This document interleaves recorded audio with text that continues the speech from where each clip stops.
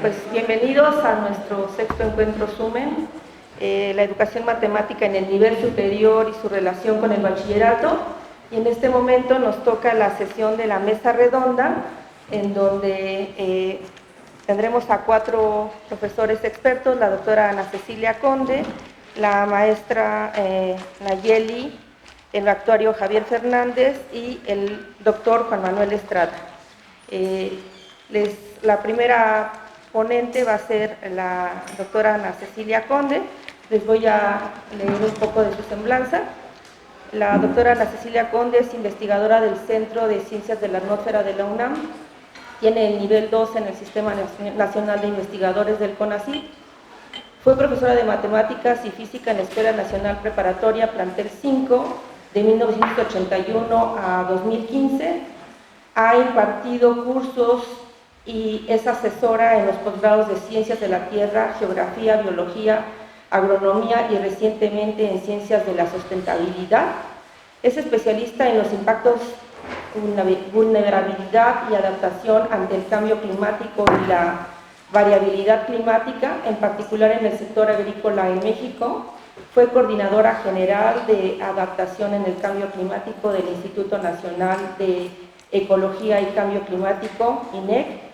Fue parte de la delegación mexicana para la negociación de acuerdos de París, contribuyendo en los temas de adaptación, pérdidas y desafíos, enfoque de género y derechos humanos ante el cambio climático. En el 2018 realizó una estancia sabática en la UAP, en el Centro de Estudios de Desarrollo Económico y Social, CEDES, en la Facultad de Economía. En 2 ocasiones fue seleccionada como autora líder del Grupo 2 del Panel Intergubernamental para el Cambio Climático, recibiendo con IPC en 2007 el Premio Nobel de la Paz, compartido con Al Gore. Para el nuevo reporte de este panel, ha sido seleccionada para ser autora en el capítulo 17, Toma de Decisiones y Manejo de Riesgos. Pues le damos la bienvenida a la maestra Ana Cecilia Conde para que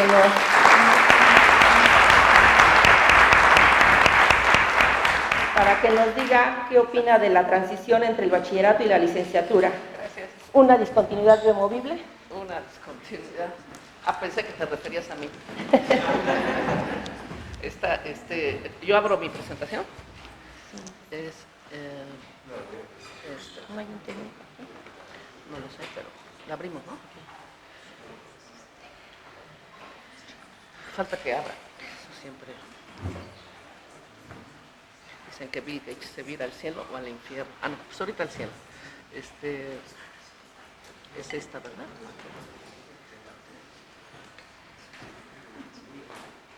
Algo quiere activar, pero le pongo cerrar, ¿no? ¿Sí es la tuya? Sí. Ahí está. Bueno, muchas gracias por la invitación. Voy a tratar de ser breve. Ya no doy clases en la Nacional Preparatoria, pero 35 años de clases. Entonces estuve en la trinchera y puedo comentar algo. Y algunas veces he dado clases en la Facultad de Ciencias, sobre todo el tema que se mencionó, cambio climático. Entonces voy a tratar de hacer como puentes en el problema complejo que es cambio climático con la pregunta que se nos está haciendo. Primero hablaré de esto que se llama wicked problems en inglés, en español sería una horrible traducción que se llama problema perverso. Entonces pongámonos perversos un poco, porque ese es el asunto que nos va a llevar.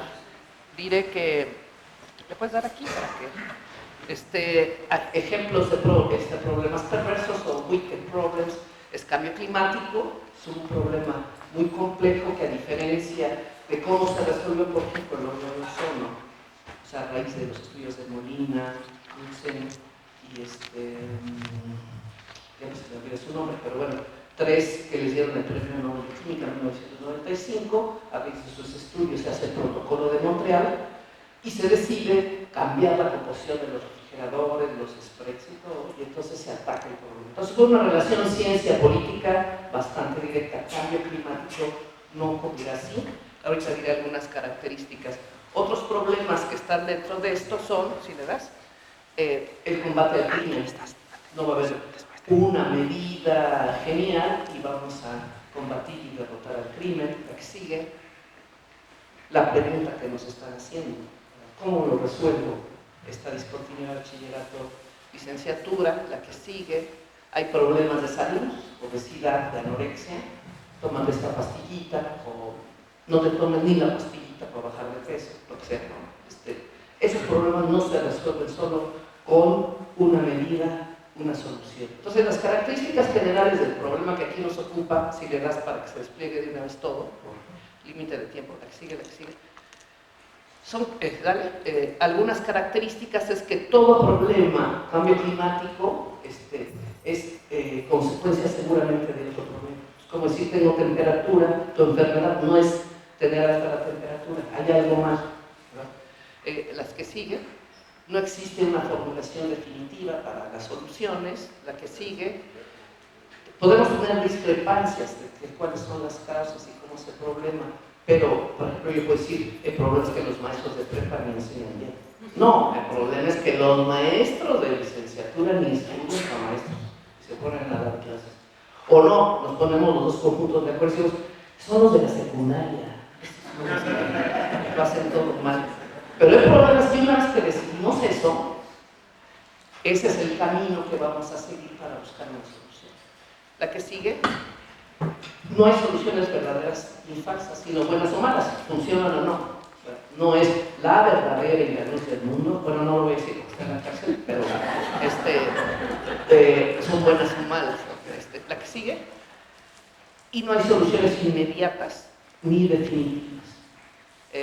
Bueno, ponía ahí, si la regresas, ahora sí que, o si quieres yo le manejo para que no te esté yo. No. Estos problemas. Pero ya no se regresó. Ah, ya no se regresó. Bueno, lo que decía es que si se van a solucionar, los que son causa del problema tienen que ser partícipes de la solución, ¿verdad? Entonces este problema y los que son perversos tienen que ser tratados de forma rigurosa, sistemática, ser monitoreada. Cualquier cosa que se nos ocurra aquí en Lluvia de Ideas, al siguiente congreso tenemos que decir, mira, lo hicimos y si funcionó esto o no. Entonces tenemos que monitorear, evaluar y ser incluyentes, ¿verdad? No podemos decir esta solución viene de la estructura, de los jefes, de de la facultad, no que sean los profesores, y los estudiantes son actores fundamentales. Entonces, si le das, no puede ser tratado de forma prejuiciosa, y acabo de escribir algunos prejuicios, ¿verdad? Ni de manera burocrática, ni excluyente. La solución está solo en, y no metas a estos porque como Hernán Ruiz, todos tienen que entrar. La que sigue, y hay que ser creativos, porque el problema ha evolucionado, seguirá evolucionando, y tenemos que inventar soluciones nuevas. La que sigue, les despliego rápido, riesgos futuros para Norteamérica, donde se incluye México y Centroamérica. Esto nos puede pasar con cambio climático, más incendios, menos agua, etc. Y si pones el cuadrito de hasta arriba, también se hace estudios de niveles de riesgo.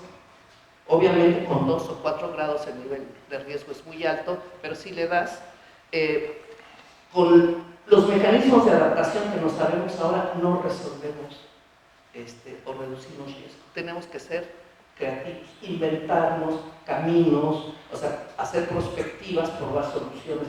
Y ese es un poco lo que sucede con todos los problemas perversos que les mostré. La que sigue. Y hablando de prejuicios, hay unos que todos hemos oído, hacemos dando clases en prepa, que si le das, yo no sirvo para las matemáticas, me pongan el 6. Entonces, y no piensa que las matemáticas son importantes para ellos, para su vida. O sea, las matemáticas deberían ser útiles para ellos y no al revés. O sea, no son sirvientes, ¿verdad? La que sigue, yo voy a estudiar Derecho Artes, porque así ya no vuelvo a ver matemáticas. Esa debemos escuchar, ¿verdad? Y el problema es que lo que está reflejando es un miedo profundo a la materia. Entonces, ¿cómo vamos a enseñar matemáticas si tienen miedo? Si lo que requerimos es que imaginen, que sean creativos en clase, pero están aterrados. Yo quiero pasar, ¿qué quiere la maestra? Yo se lo doy y punto, y pongan el 6, ¿no? La que sigue, Y otro prejuicio, y eso es parte de una filosofía de la ciencia, el positivismo, es muy inteligente quien saca 10 en matemáticas o físico-química, pero pues nadie dice que inteligente que sacó 10 en literatura o en historia y tal. Pero es una estructura mental difícil de romper, ¿no? La que sigue. Las definiciones de cambio climático se usan los términos vulnerabilidad y capacidad adaptativa. Si las despliegas rápido, qué tan expuesto, qué tan sensible y qué capacidad tiene, medirá si alguien es vulnerable o no. Y en adaptación hay un término muy importante que es, no se trata de que si falta agua en un lugar, pues mete riego, pues sí, ya se me había ocurrido, pero ¿dónde está la lana? Y si lo que voy a producir va a pagar lo de riego, etcétera, etcétera. Realmente adaptación significa cambios en prácticas, procesos y estructuras. Y entonces, si hemos de analizar un problema perverso, tenemos que decir qué hay en las prácticas, qué hay en los procesos y qué hay en la estructura que debe de ser cambiado. Entonces, para poner ejemplos, vulnerables, tenemos que detectar ante la pregunta que nos estamos haciendo, ¿quiénes, si le das? Entre los estudiantes y los profesores son los más vulnerables. O sea, ¿quiénes son los que están en más desventaja cuando nos ponemos a decir, quiero resolver este problema de la diferencia matemática, bachillerato y licenciatura, la que sigue? ¿A qué son, en ese marco de que hay una discontinuidad entre bachillerato, a qué son vulnerables? Y la que sigue, ¿por qué? Esa es la políticamente correcta. Cambio climático, ¿por qué ahora somos vulnerables al cambio climático? ¿Por qué? Digo, sé que hace en México desde los aztecas, ¿no? Entonces, ¿por qué seguimos y cada vez más vulnerables? Entonces necesitamos decir qué hay ahora, en la estructura de ahora, en sus prácticas, procesos de estructura, la que sigue. Este es el ejemplo que hicimos nosotros, fueron 60 variables para hablar de agricultura, bosques, tal, o sea, despliegalas todas. Y me quiero concentrar en la parte de capacidad adaptativa, capital humano, o sea, qué elementos tiene el que está el actor fundamental, o estudiante-profesor, capital social, ¿están organizados o no? O sea, no es lo mismo que le pegue una sequía a gente desorganizada a la que está organizada. Capital financiero, importa. Diría Manolito de Mafalda, no es la felicidad, pero ¿cómo se le parece? ¿Cómo se le parece? Entonces, necesitamos saber qué recursos contamos y, por supuesto, en el caso de agricultura y cambio climático, capital natural, tienen suelos degradados, no tienen agua, ya talaron en el bosque, pues son más vulnerables. La que sigue. Y bueno, todo eso lo hacemos a nivel municipal y lo ponemos en movimiento. Hace 50 años eran vulnerables, ahora ya lo son, en el futuro como serán. La que sigue. Y adaptación, bueno, les decía, cambios en prácticas, procesos y estructuras. Y la Convención Marco de Naciones Unidas para Cambio Climático, si despliegas la figura, dice que necesitamos observar, diagnosticar, planear, implementar, monitorear y evaluar. Entonces, esta es la fase que podríamos participar todos. Propongámonos algo y vamos monitoreando y evaluando, ¿verdad? La que sigue. Y entonces, ¿qué cambios en prácticas, procesos y estructuras debemos de plantear para ir en el camino de la solución de este problema que yo he llamado perverso? La que sigue.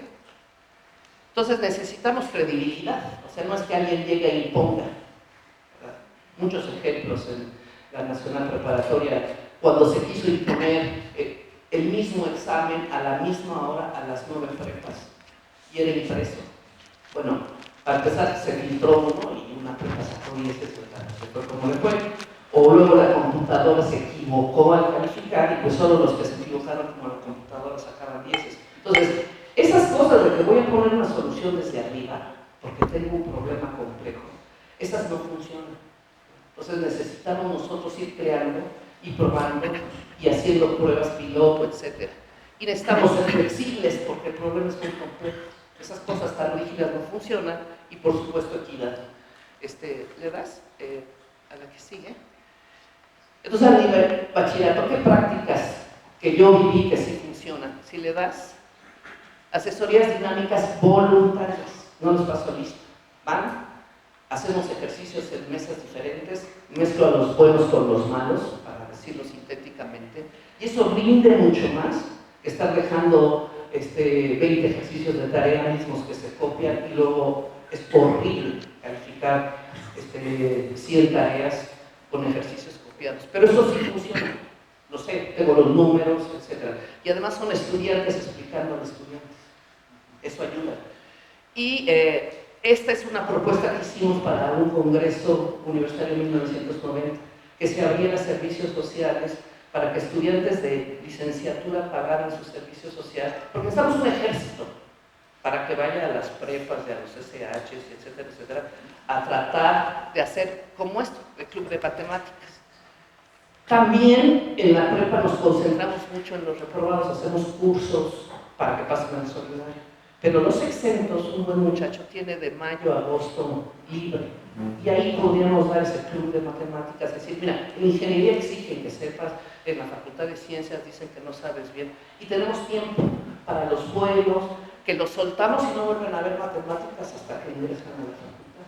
Y eso no cuesta nada, digo yo. ¿No? O sea, por hacerlo les digo. Entonces, la que sigue, bachillerato y proceso, esa es una práctica, proceso. Los programas de estudio son una lata y son inamovibles.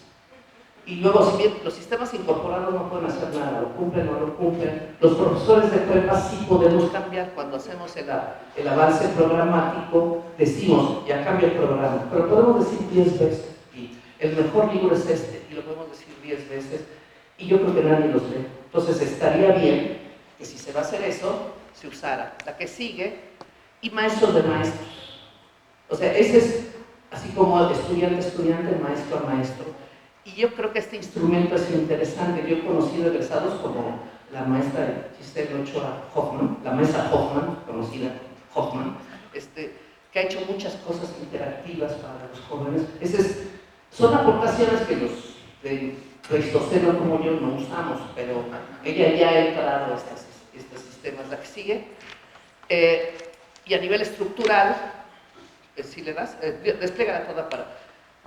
Nuestras materias son designadas. Cuando se creó la Nacional Preparatoria del Hombre Integral, entonces tiene que saber literatura, filosofía, pero la verdad es que todos andamos como locos por los pasillos y cada quien da su materia.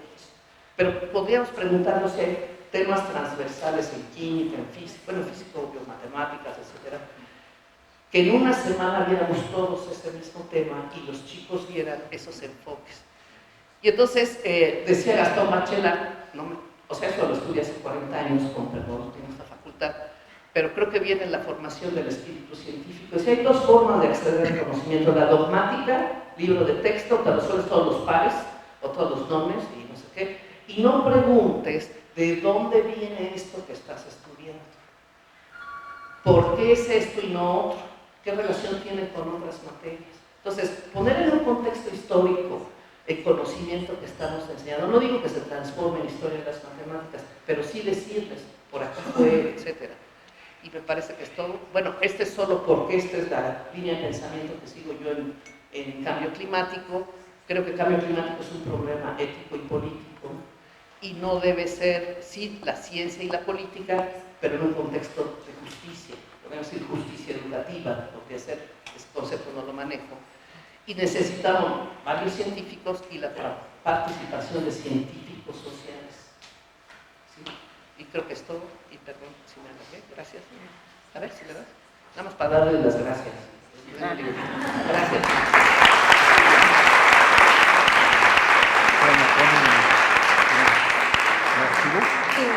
¿Lo pongo yo? Sí, por favor. Bueno, mientras leo la semblanza del doctor Juan Manuel Estrada. Él es matemático por la Facultad de Ciencias de la UNAM, maestro en Educación Matemáticas con mención honorífica en la UACEPIT de la UNAM, y es doctor en Ciencias en la especialidad de Matemática Educativa por el CIMESTAB del Instituto Politécnico Nacional. Sus líneas de investigación se ubican en optimización lineal y no lineal y la resolución de problemas matemáticos incorporando las herramientas digitales. Ha impartido clases en el CCH Sur y en la licenciatura y posgrado de la Facultad de Ingeniería UNAM. Ha recibido invitaciones en universidades o instituciones educativas para impartir conferencias plenarias, cursos y talleres. Por otra parte, ha dirigido 14 tesis a nivel de maestría Cuenta con múltiples trabajos en revistas internacionales y reportes de investigación publicados en memorias de congresos internacionales. Es autor del libro Procesos Estocásticos, editado por la UNAM, Facultad de Ingeniería, en el 2009. Bueno. Damos un aplauso al maestro.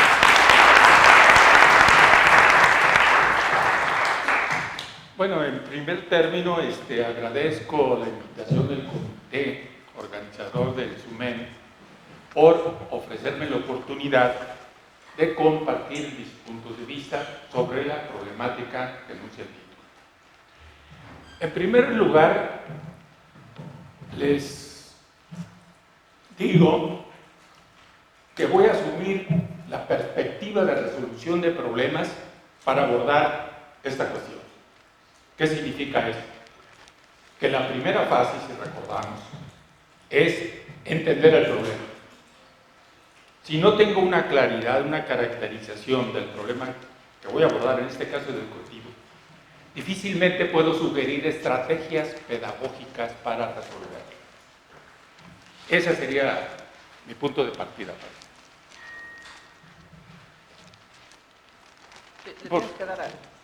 Por favor. Empezamos con estas preguntas.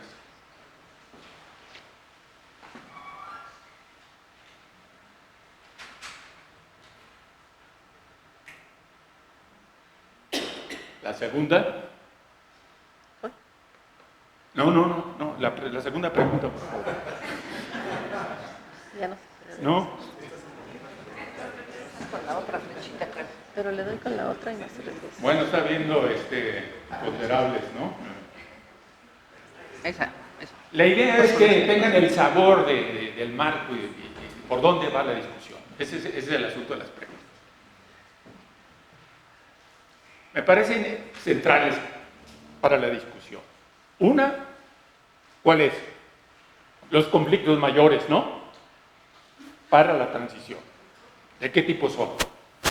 La segunda es si esas deficiencias procedimentales y conceptuales son un obstáculo considerable.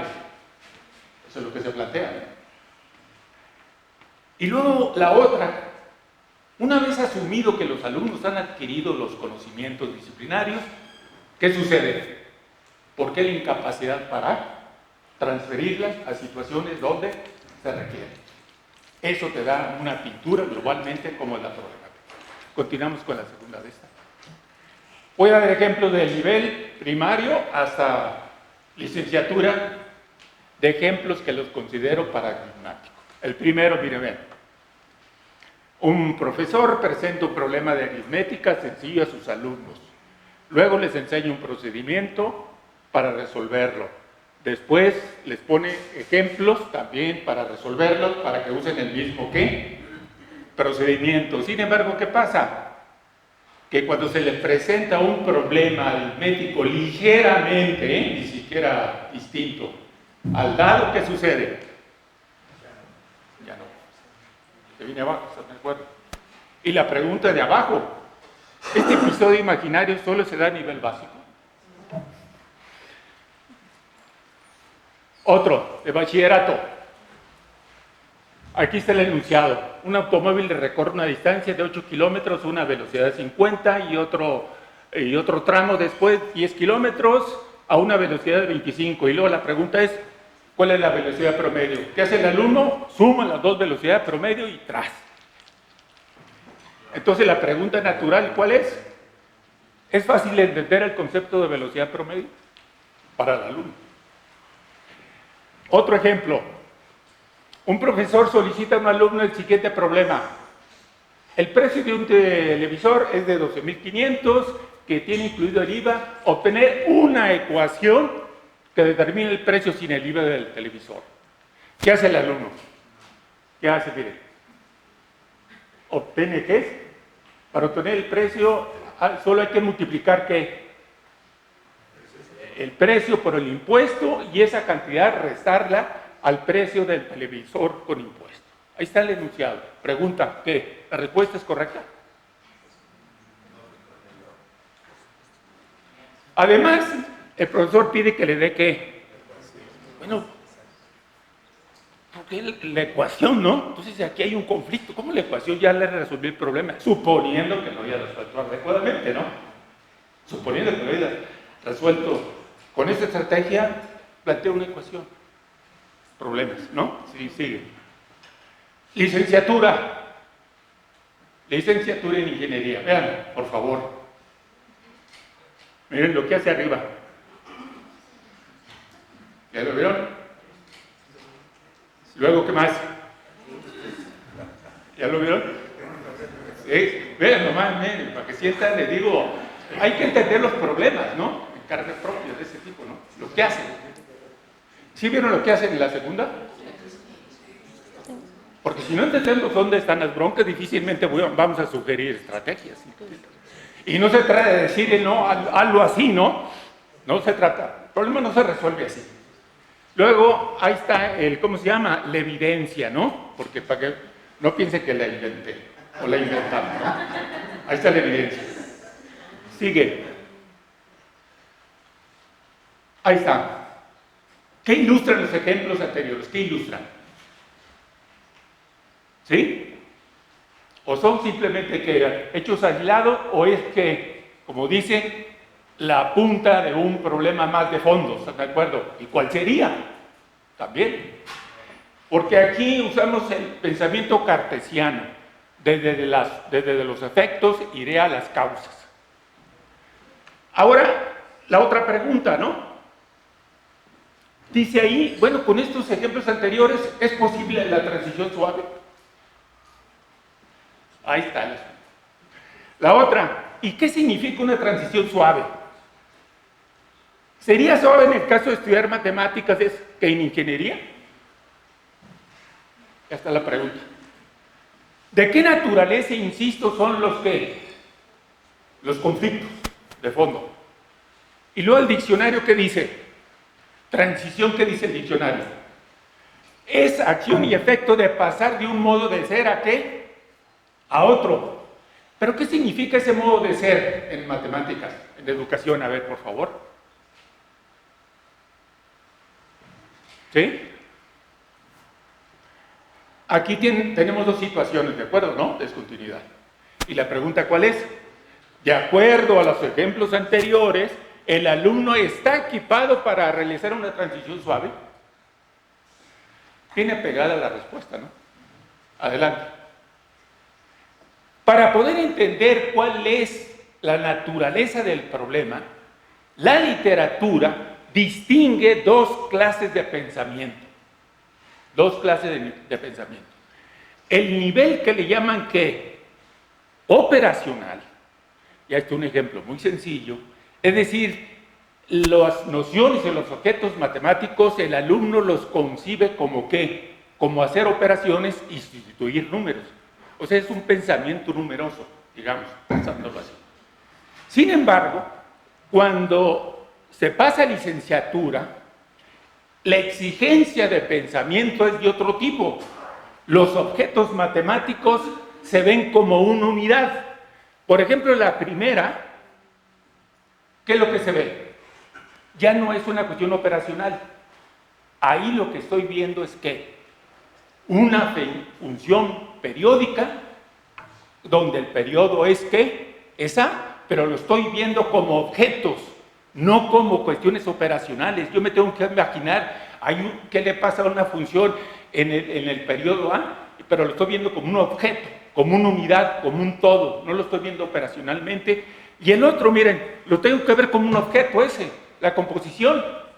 No lo puedo ver ahí, no conviene verlo operacionalmente. Por ejemplo, ahí la tarea sería, ¿cómo determino o calculo la derivada de ese objeto? Este es un problema. Entonces hay dos niveles en el pensamiento. Bajo esta perspectiva. Lo siguiente. Entonces aquí tengo las reflexiones finales. ¿Cuál debería ser una de las metas principales de la educación en general y particularmente quién? La educación matemática, ¿no? Hay que tener una perspectiva amplia, de los niveles básicos hasta dónde? Hasta licenciatura. Aquí la podemos leer. La educación matemática no debe reducirse a la asimilación de una gran cantidad de contenidos disciplinarios, hechos, procedimientos, definiciones por los alumnos, sino que desarrollar, como dice ahí, promover formas de pensar, razonar o disposiciones mentales que son propias de la actividad matemática. Por ejemplo, ¿cuál? Promover un pensamiento inquisitivo, problematizar, aprender a formular preguntas. Generalmente los estudiantes casi nunca preguntan o hacen un interrogatorio en la clase, jamás. La actitud que tienen los niños siempre es preguntar. Sin embargo, a medida que van pasando por los niveles educativos, esa propensión se les va apagando. En lugar de ¿qué? De estimularla, porque ya lo traen. Generalmente no preguntes. Esa actitud problematizadora se va perdiendo en el curso de la enseñanza. Entonces,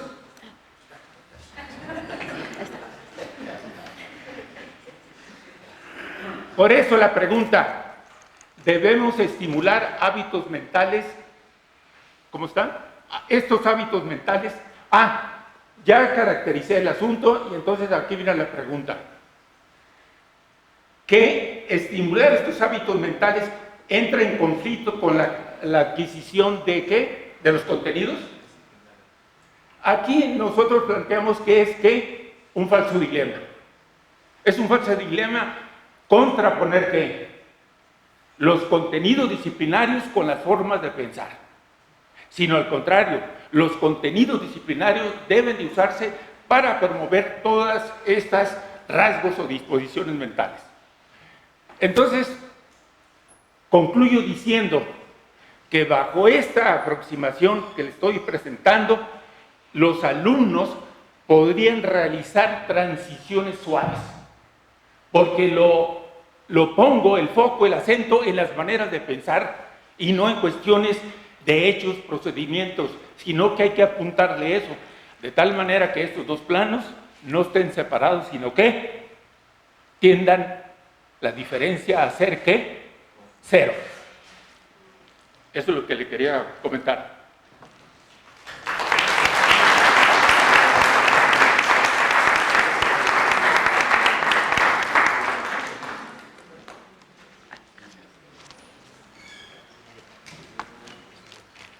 ¿Estuvo en el tiempo?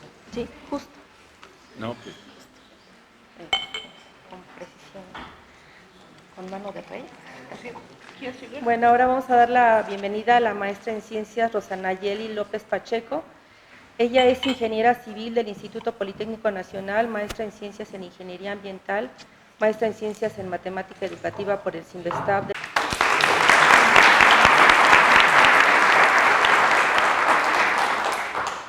Buenos días y muchas gracias por la invitación al comité.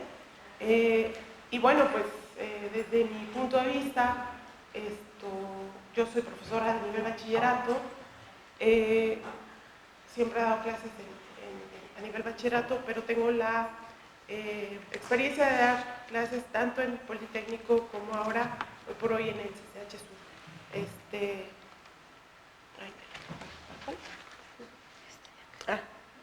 Gracias. Bien, bueno, yo quiero abordar el tema desde algo como que yo quiero pensar que es más sencillo. Apunto primero que nada a la condición que hay en México en cuanto a el nivel de educación, que es para México la educación. Entonces, sabemos por estadísticas, sabemos por informes que se han hecho, la educación en México le está faltando muchísimo impulso desde diferentes formatos. Pero los resultados nos están diciendo que 8 de cada 10 estudiantes solamente pueden resolver problemas básicos de matemáticas, ¿no? Entonces, esto es la prueba enlace del 2008, que yo pienso que no ha variado hasta fechas actuales.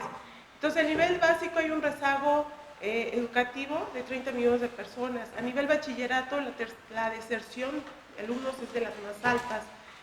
Solamente el 20% de estudiantes de bachillerato tienen una adecuada formación matemática, informa la SEP. A nivel superior, menos de la cuarta parte de los mexicanos combina su formación con un título de carrera universitaria, ¿no? Entonces, pues por supuesto las matemáticas están ahí presentes, impulsando a la educación en México. Lo que es literatura y matemáticas son las bases más fuertes para un estudiante, ¿no? Entonces, nuestro problema, como decía la doctora Conde, pues no está sencillo, ¿no? No es básico ni es fácil de entender, pero el problema para lo que yo veo es, tenemos NB, que es el nivel básico, cómo llegan los alumnos, tenemos B, cuánto avanzan, que es el nivel medio superior o bachillerato, y después tenemos los que nos reciben en las facultades, al menos aquí en la UNAM, pues son las facultades, y necesitamos saber qué se requiere, ¿no? No puedo ir con cosas muy subjetivas, creo yo, hay que irlo analizando un poco más terrenal. La secuencia de unidades por semestre, el CCH Sur tuvo un cambio de programa de estudios en el 2016. Este es el programa de estudios que presenta, son 4 matemáticas, el significado de los números y operaciones básicas está en la unidad 1 y le están asignando 30 horas. Después tenemos, quiero hablar nada más de lo que está resaltado, porque me gusta ver cómo está distribuidos los conocimientos, el alcance que se les da. Por ejemplo, funciones cuadráticas y aplicaciones. Pues no, bueno, y después de ahí hay un salto y dice elementos básicos de geometría plana. Aquí a mí me tocó dar un curso en el que después de estar trabajando fuertemente cuadráticas con los alumnos, de repente fue así como, cierra tu cuaderno, cambia la hoja y empezamos con elementos básicos de geometría plana, ¿no? Entonces, los alumnos, y a mí me dolió mucho verlo, pero los alumnos, todo el esfuerzo que habíamos hecho para entender cuadráticas, gráficas y toda esta situación, pues lo agarraron y inmediatamente a la papelera de reciclaje, ¿no? Porque pues no hay continuidad. Entonces ese es un problema que yo creo que no necesita mucho para poderse resolver de manera pues más práctica y funcional, ¿no? Tenemos luego elementos de trigonometría en matemáticas 3 y en matemáticas 4 nos vamos hasta el último tema, si es que se aborda funciones trigonométricas, ¿no? Luego hay otro salto donde se retoma lo de funciones cuadráticas, se retoma como conocimiento y vamos a parábola y sus ecuaciones cartesianas. Entonces, de pronto hay saltos que no sé si para los alumnos, que yo digo que no es muy sano. Vamos a darle. Bien, la materia de matemáticas a nivel licenciatura, o sea, un egresado con esos conocimientos, además de cálculo 1, cálculo 2, pues tiene que entrar a la licenciatura de matemáticas con estas 4 materias de matemáticas, que es álgebra superior, cálculo diferencial integral, geometría analítica y geometría moderna 1, donde solamente el curso de álgebra superior les exige saber conjuntos, relaciones, funciones, números naturales, cálculo, espacios vectoriales, matrices determinantes, sistemas de ecuaciones lineales. No sé si les estamos dando desde bachillerato el elemento para empezar a abordar estos temas, ¿no? Entonces es ahí una cuestión bastante fuerte, ¿no? La que sigue. Y bueno, me tocó ayudar a alumnos que tenían pues que hacer su examen de colocación, a pesar de que eran alumnos del CCH, por promedio no les daba para la carrera que querían, entonces necesitaban hacer su examen, y el temario me llamó mucho la atención porque primero dice operaciones con números naturales en el que se incluyen números complejos. Se incluye el tema de desigualdades, se incluye el tema de trigonometría básica y funciones trigonométricas, como se ve ahí va uno de la mano con otro, y además se incluye el tema de hipérbola, lo cual no vemos en el temario del CCH, ¿no? ¿En la que sigue? Entonces, por supuesto que a mí mi apuesta pues, es que haya una revisión del programa de estudios, ¿no? Que sea un poco más aterrizada. En el programa de estudios, no comenté ahorita, pero para números básicos, para la primera unidad se le asignan 30 horas, ¿no? Y para el tema de trigonometría y funciones trigonométricas, las dos juntas son 35 horas. Esto sí es que se ve, ¿no? Y además tenemos que trigonometría es en nivel bachillerato, es donde se ve, ya a nivel licenciatura se asume que ya se sabe y entonces ya trabajan sobre eso, ¿no? Aquí otro detalle que yo he observado, cuando yo llego a dar clases al CCH, yo venía a dar clases en el Politécnico, pero además di un curso a nivel licenciatura, lo cual me permitió tomar un curso, algo así como Historia de las Matemáticas, con profesores de licenciatura. Entonces me llamó la atención que los profesores de licenciatura, ¿sí le quieres terminar otra? A la otra.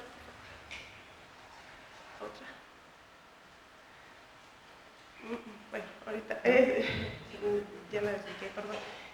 Los profesores de licenciatura se quejaban de que los alumnos que estaban recibiendo, no solo del CCH, ¿no? Ahí sí, pues ellos no veían si es de CCH, de prepa, de particular, lo que sea, pero en general, alumnos que recibían no sabían la dinámica de un examen, ¿no? La dinámica de un examen que implica saber tomar notas, saber estudiar para el examen, saber llegar al examen pues, con los nervios ya templados, no lo saben. Y eso era un problema muy fuerte que planteaban en ese momento los profesores de matemáticas. Llego al colegio a dar clases y entonces me dice un profesor con muchos años de experiencia, me dice, no, pues es que se acerca a mí y me dice, oye, te invito a participar en mi grupo de trabajo, lo cual agradezco, pero me dice, me llamó mucho la atención que él me dice, no podemos aplicarles exámenes a los alumnos, porque no sabemos si pudieron estudiar, si no pudieron estudiar, cómo están preparando. Y bueno, yo de haber escuchado el testimonio de profesores de licenciatura, pues yo dije, es que, pues creo que ahí nos tenemos que poner de acuerdo, porque yo no creo que el profesor que me haya dicho no podemos hacer exámenes a los alumnos, lo haya dicho porque sí, o sea, tiene todo un fundamento, que a lo mejor hace falta que profesores de licenciatura lo conozcan. Y por otro lado, hace falta que profesores de nivel bachillerato sepamos qué es lo que necesita de base, de fundamento, un profesor de licenciatura. Incluso hay profesores de licenciatura que llegan y dicen, yo el primer tema pues es fracciones, porque llegan y saben fracción. Y bueno,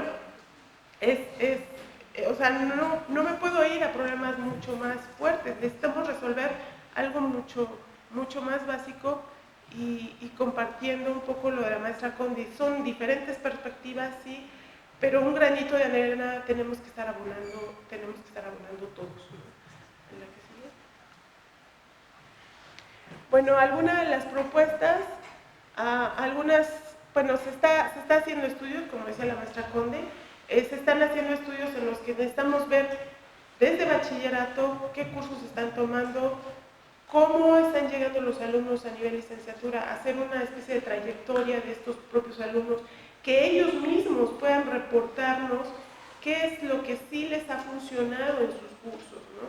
Porque las propuestas son muchas, las teorías pedagógicas son vastas y además son muy ambiciosas, son muy bonitas, pero estamos en México con una realidad, como ya les decía, de un nivel educativo pues, que no se ha atendido realmente. Entonces no podemos pasar por alto que hay pedagogías que funcionan y hay pedagogías que necesitamos revisarlas y solamente con testimonios de los propios alumnos, de los propios profesores. Hay estudios, bueno, hay universidades en Estados Unidos que le preguntan a los alumnos, oye, ¿quién es tu profesor? ¿A quién tú puedes agradecer, por así decirlo, el haber llegado hasta este nivel, ¿no? Y entonces los alumnos pues ya van a reportar, pues funciona así, funciona tal maestro. No por estigmatizar al profesor, no por decirle tú sí sirves, tú no sirves, ¿no? Sino por darles un poco más, a mi punto de vista, una ruta y sobre todo cuando somos profesores nuevos que entramos a dar clases, de pronto pues sí tenemos una formación, pero sí nos hace falta, como decía el maestro, tenemos una formación en matemáticas, pero eso no nos hace profesores estrictamente de matemáticas, ¿no? Entonces, hay otra propuesta que es el pensamiento lógico-deductivo. Hace algunos años en el CCH se daba la materia de lógica Tiene sus bemoles también, tenía algunas propuestas que de pronto ya no estaban funcionando, se quitó la materia, pero si nos vamos a analizar, pues lo que necesitamos desarrollar es pensamiento matemático, ¿no? Hacer que las cosas no solamente funcionen para la carrera de matemáticas, sino también para la vida cotidiana, y un pensamiento lógico matemático les funciona a los alumnos, y eso permitiría, estamos considerando eso, pues abordar cualquier nivel de matemáticas. ¿Sí? Y finalmente, nada más presentarles algunas de las estadísticas que en el prontuario hace algunos años, el último reporte que se tiene es del 2010, la calificación promedio diferenciados por género, pues no supera el 7.5 en las materias de cálculo integral diferencial, cálculo integral. Entonces, igual, o sea, la acreditación tampoco es muy elevada. Ahorita se está abatiendo la acreditación del turno vespertino, se intercambiaron, o sea, se dieron el intercambio de alumnos buenos, se generalizó, pues ya no se ve si los de mejor promedio van al turno matutino, sino ya es como más parejo el asunto, lo cual es una buena medida, creo que ha funcionado bastante bien. La que sigue. Y bueno, para los que dicen que van a filosofía y no quieren estudiar matemáticas, el profesor Magadán Revelo, que es uno de los autores de este libro, testimonia que si le hubieran dado cálculo a nivel bachillerato, él hubiese podido manejar estos temas sin tener que pasar por todos los problemas que tuvo para poder desarrollar este libro en forma, ¿no? Y bueno, nada más es eso, y pues agradezco su atención.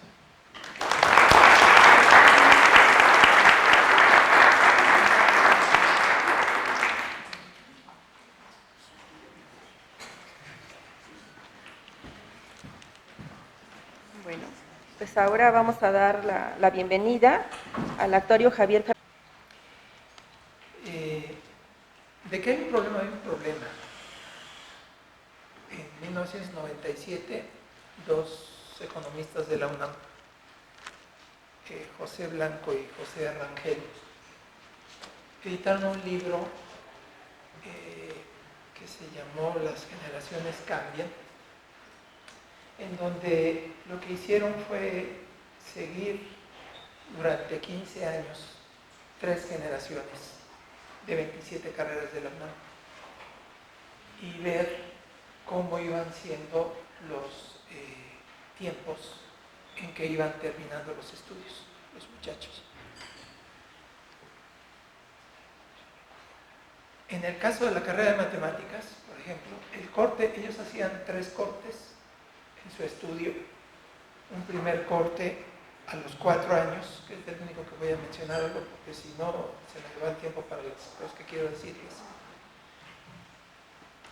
El primer corte era de los 4 años, en donde señalaban qué porcentaje de los estudiantes que habían ingresado a cada una de esas 27 carreras habían terminado, ya no digamos el 100% de los créditos, sino el 90% apenas de los créditos de su carrera en el tiempo que dura la carrera. Y los datos generales pues, fueron muy sorprendentes, en unas carreras particularmente sorprendentes. En el caso de la carrera de matemáticas, por ejemplo, de cada 100 estudiantes que ingresan, al cabo de los 4 años que dura curricularmente el tiempo de la carrera, solo han terminado el 90% de los créditos, 4.8 muchachos. En el caso de física estaba un poco más arriba, no demasiado más arriba. En biología también era difícil la situación. Hay un problema, yo no veo el problema tanto por el lado de los planes de estudio. O sea, no le buscaría tanto por el lado de ver si hay que meter este tema. Mira, llegan sin saber esto de integral o en cuanto a la derivada, tal cosa sería bueno. No, siento que no es por ahí. No lo siento por ahí el problema. El problema creo que tiene más que ver, y esa no es una situación que tenga su origen simplemente en el bachillerato, es un problema de todo el sistema educativo nacional, y que tiene que ver con que me parece que en todo el proceso educativo hay un privilegio respecto a los procesos de memorización, de repetición, de aprendizaje mecánico, en el caso de matemáticas, de algoritmos, de solución de cuestiones operativas, que no solo tienen la dificultad que causan un rechazo y un no gusto por la matemática en los chamacos desde los primeros años de su enseñanza, de su educación, sino que el problema principal que creo que se enfrenta es que todo lo que tiene que ver con el desarrollo de la capacidad de descubrir, de intuir, de generalizar, de argumentar, está francamente golpeado, digamos, debilitado. Yo doy los 4 cursos de cálculo en la facultad, que están colocados pues uno detrás de otro. Son 9 horas de clase oficialmente, 6 de clase y 3 de ayudantía. Y en realidad doy de 12 a 14 horas a la semana, tanto de clase que incluye clase y ayudantía corridos, 2 horas diarias de lunes a sábado, los sábados un poco más cuando es posible. Y debo decirles que respecto al programa, por ejemplo, de cálculo 1, poder entrar, digamos, que tengo que recorrer un conjunto de temas hacia cálculo 2, porque poder entrar a discutir los temas más propiamente del curso presupone, digamos, se enfrenta a unos problemas hasta de lenguaje, hasta de una dificultad para seguir una discusión general, para poder hilar razonamientos lógicos y en condiciones en donde, en el caso de las materias en la facultad, pues se tienen que realizar largas cadenas de inferencias lógicas, y que las dificultades tienen más que ver con cómo lograr que desde mucho antes de entrar a la facultad, que en toda la formación desde los niños hasta de los jóvenes, a los adolescentes, todo este asunto de aprender a argumentar, aprender a razonar, a aplicar razonamientos lógicos, desarrollar una habilidad para ver patrones y a partir de esos patrones establecer conjeturas respecto a ciertas propiedades generales y luego tener la herramienta para poder mostrar que son verdaderas, convencerse de que son verdaderas. Esa es una habilidad que siento muy escasa, digamos, muy poco desarrollada por todo el sistema educativo. Y yo pienso, donde yo sentiría la debilidad principal es en esas cosas. Hay un segundo problema que se combina con algo así como aquello de éramos un montón y parió la abuela, ¿no? O sea, de por sí el sistema educativo nacional me parece que tiene esa debilidad grande, y un elemento que complica las cosas tiene que ver con algo que publicaba Manuel Pérez Rocha hace un tiempo, y que les leo la cita de Pere Rocha. Decía él: la tarea de escuelas, universidades y maestros para lograr que los estudiantes trabajen con entusiasmo es compleja y ardua, pues el medio social y cultural en el que viven los jóvenes y los niños es totalmente adverso a la educación. Los modernos medios de comunicación imponen la imagen por encima de la palabra. La palabra escrita es reducida a su mínima expresión: correos electrónicos, mensajes por el teléfono móvil, Twitter, breves notas en presentaciones con PowerPoint.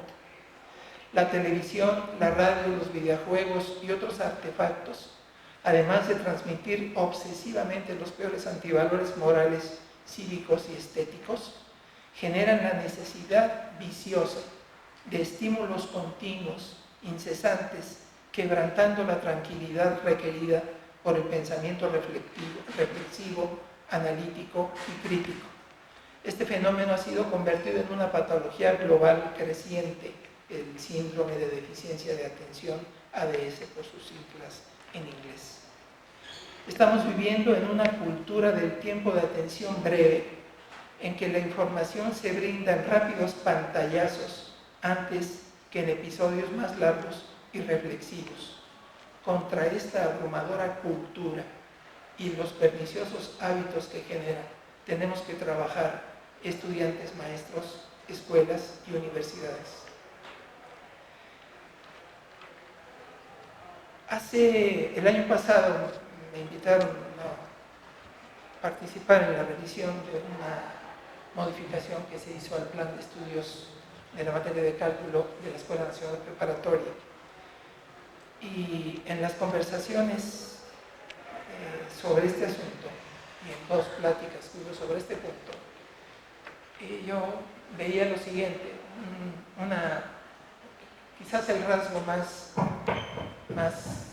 significativo del cambio de programa tenía que ver con que en el viejo programa se incluía, por ejemplo, la discusión de la definición épsilon delta de límite, que es una discusión, hay un montón de debates sobre las dificultades pedagógicas que significa ese asunto. Hay revistas norteamericanas que le han dedicado un buen espacio a discutir ese problema. Es algo que se puso de moda durante algunos años en varios países del mundo y eso se desechó después. Y efectivamente se quitó. De hecho me decían en realidad ningún maestro sigue eso que decía el programa viejo. Y a mí me parecía bien que se quitara, pero yo manifestaba una preocupación en ese momento que tenía que ver con que no fuera a ocurrir que ese rechazo a cierto tipo de demostraciones que trascienden a lo que desde el punto de vista formativo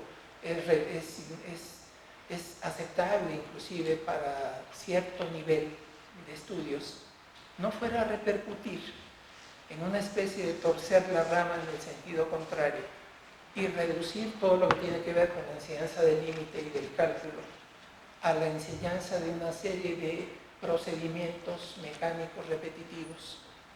Y ya me la sabía, voy a tratar ya de cerrar, ¿no?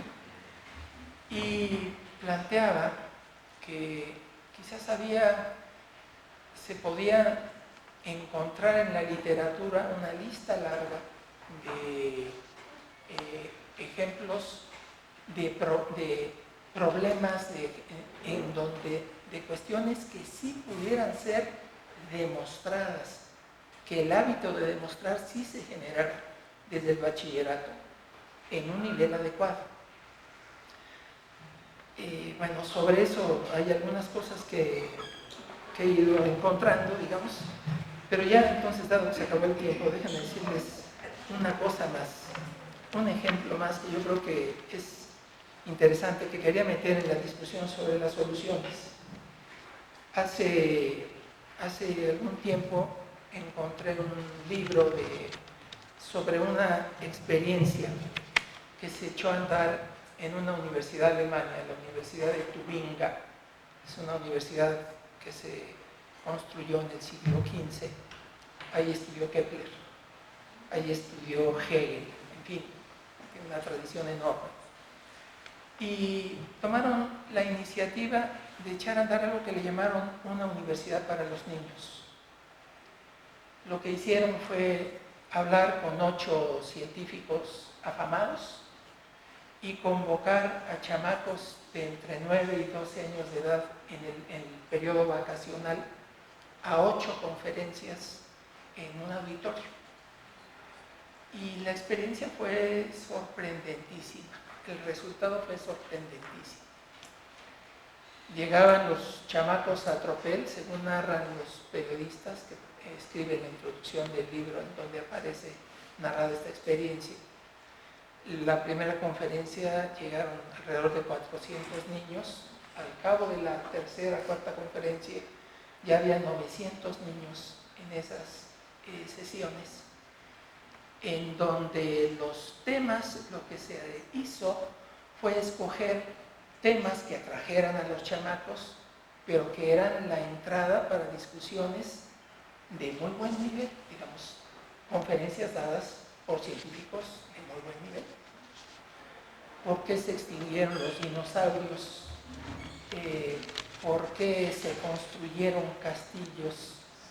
Y leí, por ejemplo, toda la conferencia sobre los castillos y era un pretexto para narrar cómo era la estructura social y toda la historia de la Edad Media. Creo que la universidad podría jugar a hacer cosas muy del mismo estilo. O sea, al segundo año la experiencia se extendió a 30 universidades de Alemania y al tercer año ya se extendió a varios países de Europa. Algo así podríamos hacer para ir cambiando la actitud ante la ciencia. Al final de las conferencias narran que se quedaban los chamacos y se hacían equipos de discusión entre un conjunto de profesores y alumnos, en donde los niños preguntaban cosas, los profesores tenían que saber responder en qué andén tomaba su tren a Hogwarts, Harry Potter, en fin, ¿no? Y al revés, las preguntas, digo, se extendió la experiencia y podríamos pensar en iniciativas de ese estilo dirigidas a niños, dirigidas a adolescentes de secundaria y dirigidas a estudiantes de bachillerato, que el solo hecho de asistir a la universidad a un evento de esa naturaleza creo que puede ser muy gratificante. En fin, disculpe, pero ya estoy fuera. Gracias, Javier.